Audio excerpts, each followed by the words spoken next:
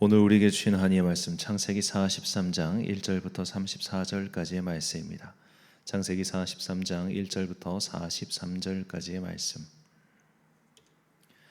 이제 봉독하겠습니다. 하나님의 말씀 경청하십시오. 그 땅의 기근이 더욱 심해갔다. 그들이 이집트에서 가지고 온 곡식이 다 떨어졌을 때에 아버지가 아들들에게 말하였다. 다시 가서 먹거리를 조금 더 사오너라. 유다가 아버지에게 말하였다. 그 사람이 우리에게 엄하게 경고하면서 너희가 막내 아우를 데리고 오지 않으면 다시는 나의 얼굴을 못 볼 것이다 하고 말하였습니다. 우리가 막내를 데리고 함께 가게 아버지께서 허락하여 주시면 다시 가서 아버지께서 잡수실 것을 사오겠습니다. 그러나 아버지께서 막내를 보낼 수 없다고 하시면 우리는 갈 수 없습니다. 그분이 우리에게 말하기를 너희가 막내 아우를 데리고 오지 않으면 다시는 나의 얼굴을 못 볼 것이다 하였기 때문입니다. 이스라엘이 자식들을 탓하였다. 어찌하려고 너희는 아우가 있다는 말을 그 사람에게 해서 나를 이렇게도 괴롭히느냐. 그들이 대답하였다. 그 사람은 우리와 우리 가족에 관하여서 낱낱이 캐물었습니다. 너희 아버지가 살아계시냐고 묻기도 하고 또 다른 형제가 더 있느냐 하고 묻기도 하였습니다. 우리는 그저 그가 묻는데도 대답하였을 뿐입니다. 그가 우리의 아우를 그리로 데리고 오라고 말할 것이라고는 상상도 하지 못하였습니다. 유다가 아버지 이스라엘에게 말하였다. 제가 막내를 데리고 가게 해주십시오. 그러면 우리가 곧 떠나겠습니다. 그렇게 하여야 우리도 아버지도 우리의 어린 것들도 죽지 않고 살 수 있을 것입니다. 제가 그 아이의 안전을 책임지겠습니다. 아버지께서는 그 아이에 대해서는 저에게 책임을 물어 주십시오. 제가 그 아이를 아버지께로 다시 데리고 와서 아버지 앞에 세우지 못한다면 그 죄를 제가 평생 달게 받겠습니다. 우리가 이렇게 머뭇거리고 있지 않았으면 벌써 2번도 더 다녀왔을 것입니다. 아버지 이스라엘이 아들들에게 말하였다. 꼭 그렇게 해야만 한다면 이렇게 하도록 하여라. 이 땅에서 나는 것 가운데 가장 좋은 토산물을 너희 그릇에 담아 가지고 가서 그 사람에게 선물로 드리도록 하여라. 유향과 꿀을 얼마쯤 담고 향품과 모략과 유향나무 열매와 감복숭아를 담아라.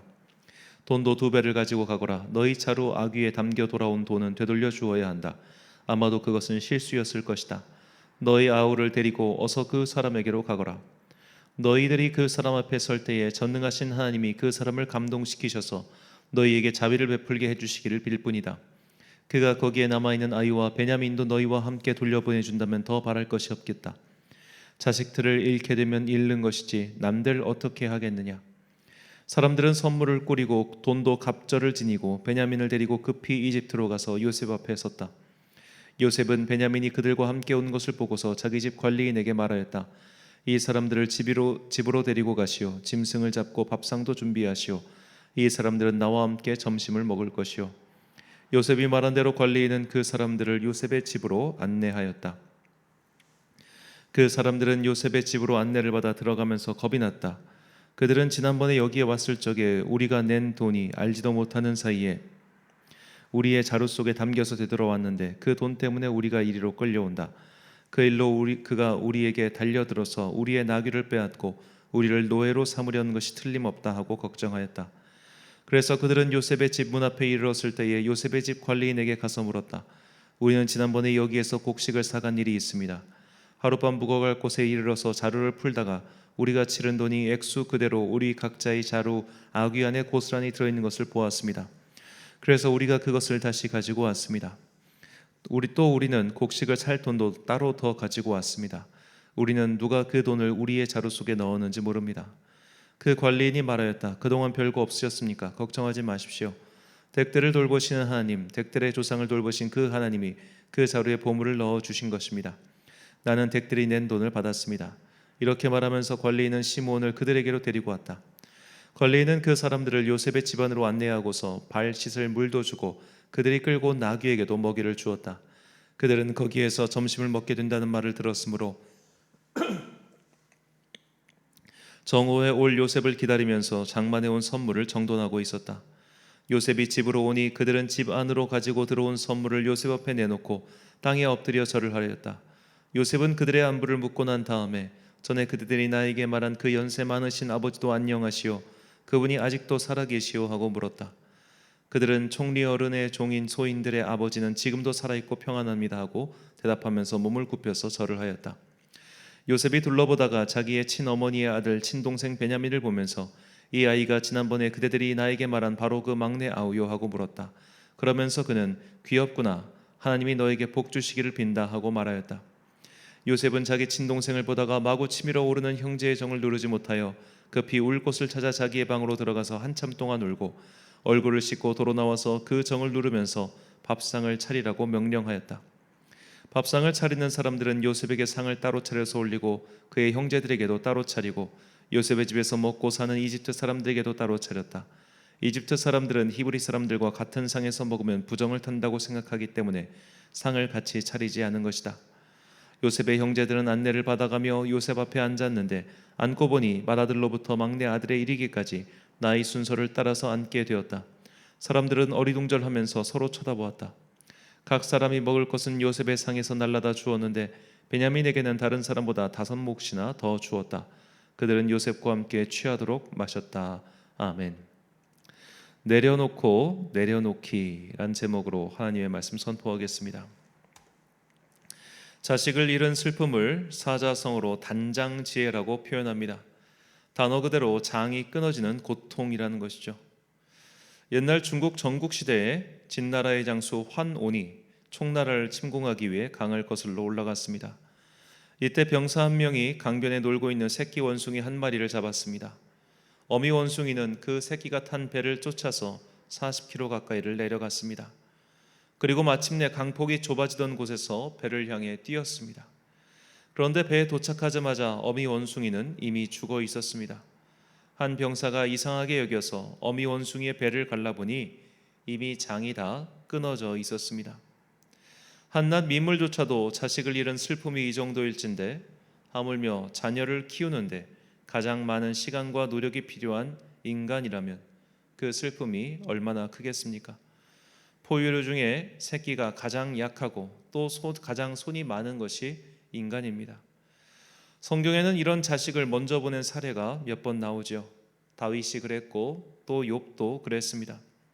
그런데 이들이 자식을 먼저 보낸 것과 오늘 본문의 야곱의 표현이 좀 다르죠.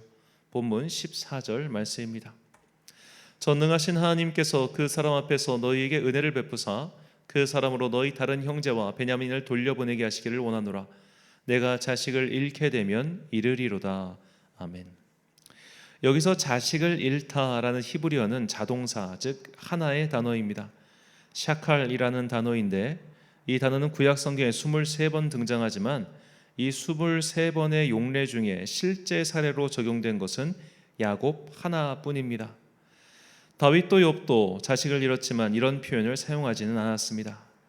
이것은 야곱이 라헬에게서 낳은 자식을 자신의 후계자로 생각하고 있었음을 알려줍니다. 야곱에게는 12명의 아들이 있었지만 자신이 사랑하는 아내에게서 낳은 요셉과 베냐민만을 후계로 생각하며 지독한 편애를 했던 것이죠. 그러나 야곱은 마침내 이 마음을 내려놓습니다. 요셉과 베냐민만 내 자식이 아니라 지금 감옥에 갇혀있는 시므온도 내 자식이고 지금 목숨을 걸고 자신을 설득하고 있는 다른 자녀들 또한 자신의 자녀임을 인정했습니다. 그 마음속에 오래 간직하고 있었던 편애와 집착을 드디어 내려놓은 것이죠. 야곱이 이렇게 치우친 마음을 내려놓았을 때 그는 헤어진 자녀들을 모두 만날 수 있었습니다. 이것은 우리가 예전에 불렀던 찬양의 가사와 똑같은 이치입니다. 움켜 잡으면 없어지고 쓰고 빌려주면 풍성해지는 법이죠. 재물이든 사랑이든 그것이 집착이 될 정도로 치우쳐버리면 그것은 결국 내 영혼을 가라앉게 만들 뿐입니다. 그래서 예수님께서는 우리의 마음을 지상에 붙잡아 두는 것을 경계하고 멀리하라고 하셨습니다. 마태복음 10장 36절과 37절 말씀입니다. 사람의 원수가 자기 집안 식구리라. 아버지나 어머니를 나보다 더 사랑하는 자는 내게 합당하지 아니하고 아들이나 딸을 나보다 더 사랑하는 자도 내게 합당하지 아니하며. 아멘. 예수님의 이 말씀은 오늘날 지나친 자녀 사랑에 치우친 기독교인들에게 경종을 울립니다. 최근 한국교회 다음 세대가 무너지고 있다는 통계 자료가 계속해서 나오고 있습니다. 이것은 사회 흐름상 어쩔 수 없는 부분이 있죠. 우리나라 인구 자체가 감소하고 있기 때문입니다. 하지만 인구 감소세보다 교회 학교의 감소세가 훨씬 가파릅니다. 왜 그럴까요? 교인들이 자기 자녀들을 교회에 보내지 않기 때문입니다. 이런 상황은 코로나가 시작되면서 훨씬 심해졌습니다. 자녀를 교회에 보내지 않는 이들은 이렇게 말합니다. 아이들이 가기 싫어해서요. 아이들이 재미없어 해서요. 억지로 신앙을 강요하면 오히려 엇나갈까 봐요. 등등 이유를 말하죠. 그러나 이것은 모두 핑계에 불과합니다. 정말로 예수님 밖에는 구원이 없으며 우리는 오늘이라도 주님께서 부르시면 주님 곁으로 갈 수밖에 없음을 믿는다면, 이 구원의 확신과 영혼의 구원에 대한 소망이 있다면 어떻게 자녀를 그냥 내버려 둘 수 있겠습니까? 억지로 강요하면 엇나갈까 봐 걱정이 돼서 강요하지 않는다고 대답하는 분들은 정말 솔직하게 생각해 봐야 합니다. 아이가 강요로 느낄 만큼 권면해 보셨습니까? 우리 엄마는, 우리 아빠는 너무 교회해 정말 지겨워 죽겠어 라고 아이가 말할 만큼 강권해 보셨습니까? 그렇다면 그렇게 지겨워하는 학원과 학교를 어째서 강권을 포기하지 못하는 걸까요? 자녀를 교회에 보내지 않는 부모들은 있어도 자녀를 학교에 보내지 않는 부모는 없을 겁니다. 세상의 성공이 중요하지 영혼의 구원은 언젠가 때가 되면 받으면 그만이라는 태도가 아닐 수 없습니다. 더 정확히는 우리는 오늘의 생명이 내일도 당연하게 이어질 거라 여기기 때문에 구원에 대해서 그렇게 급하지 않은 것이죠. 하지만 쌓아놓은 재산이 하루아침에 사라지듯 우리의 생명 또한 하루아침에 사라질 수 있습니다. 우리는 지극히 약한 존재입니다. 결코 내일이 확실히 보장된 자들이 아닙니다. 그러니 영원한 생명의 주님을 고백하는 그리스도인으로 자녀를 키우지 않는다면 그 부모는 영적으로 어리석은 사람이거나 부모 본인이 아직 구원을 받지 못했음을 자인하는 것에 불과합니다. 그러므로 진정 자녀의 구원을 바란다면 세상에서 성공하기를 바라는 마음부터 먼저 내려놓고 영혼의 구원을 위하여 신앙의 교육과 전승에 힘써야 합니다. 세상에 대한 마음을 내려놓고 하늘나라를 향해 마음을 고정시켜야 합니다. 이것이 선결 과제죠. 야곱은 요셉과 베냐민을 향한 집착을 내려놓았습니다. 그래서 결국 모든 것을 얻었습니다. 요셉과 형제들의 묵은 원한은 사실 아버지 야곱으로부터 기인한 것입니다. 야곱이 이 마음을 내려놓았을 때 진정한 회복이 시작되었습니다. 우리가 세상적인 마음, 인간적인 집착을 내려놓을 때 하나님께서 일하기 시작하십니다. 누가복음 18장 29절과 30절 말씀입니다.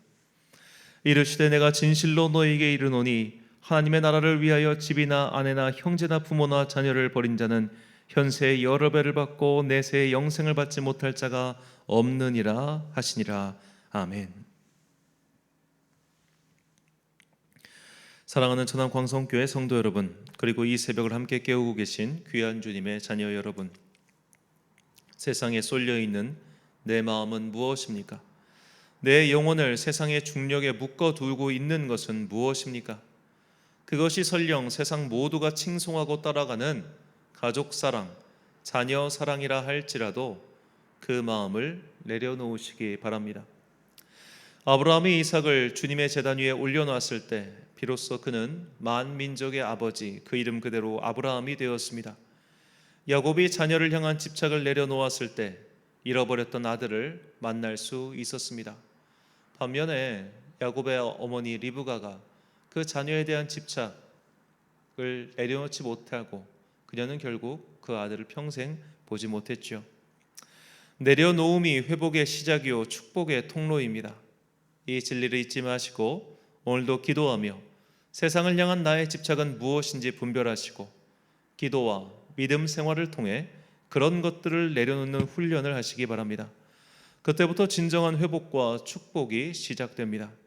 세상의 복을 내려놓고 하늘의 신령한 복을 받는 주님의 자녀들이 되시길 예수님의 이름으로 축원합니다. 기도하겠습니다.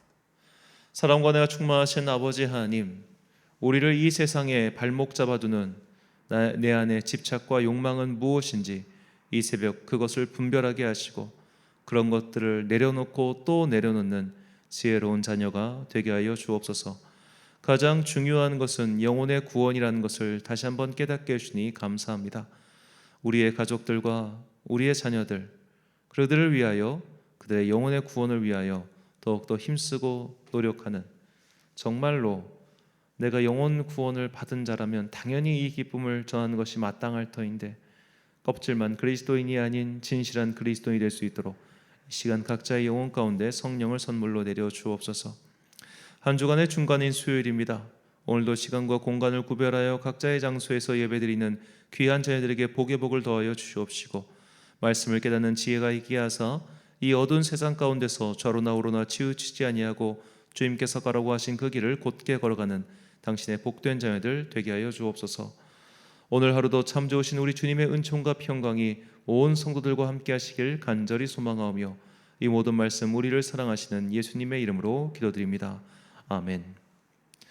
오늘의 기도 제목입니다. 세상에 쏠린 나의 마음은 무엇입니까?